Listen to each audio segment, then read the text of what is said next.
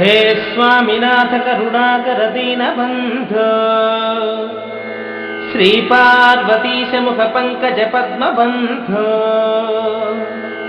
श्रीशादिदेव गणपूजित पादपद्मा वल्लीसनाथ मम देहि करावलम्बम्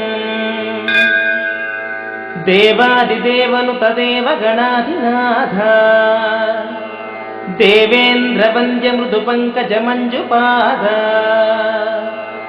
देवर्षि नारद मुनीन्द्र सुगीतकीर्ते वल्लीसनाथ मम देहि करावलम्बम् नित्यान्नदाननिरताखिल रोगहारिम्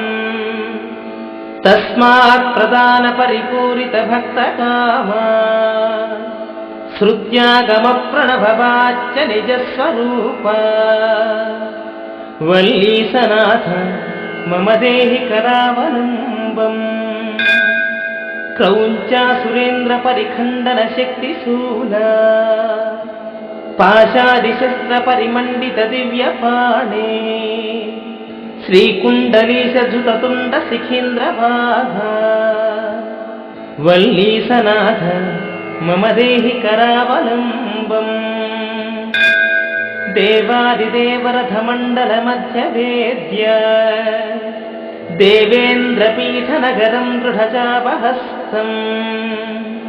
शूरं निहत्य सुरकोटिभिरीड्यमाना वल्लीसनाथ मम देहि करावलम्बम् हारादिरत्नमणियुक्त किरीटहार केयूरकुण्डललसत्कवचाभिराम हे वीरतारक जयामर वृन्दवन्द्या वल्लीसनाथ मम देहि करावलम्बम् पञ्चाक्षरादिमनुमन्त्रितगाङ्गतोयैः पञ्चामृतैः प्रमुदितेन्द्रमुखैर्मुनीन्द्रैः पट्टाभिषिक्तहरियुक्तपरासनाथ वल्लीसनाथ मम देहि करावलम्बम् श्रीकार्तिकेय करुणामृतपूर्णदृष्ट्या कामादिरोगकलुषीकृतदुष्टचित्तम् शिक्वा तु मामवकलाधरकान्तकान्त्या वल्लीसनाथ मम देहि करावलम्बम् सुब्रह्मण्यकरावलम्बं पुण्यं ये पठन्ति द्विजोत्तमाः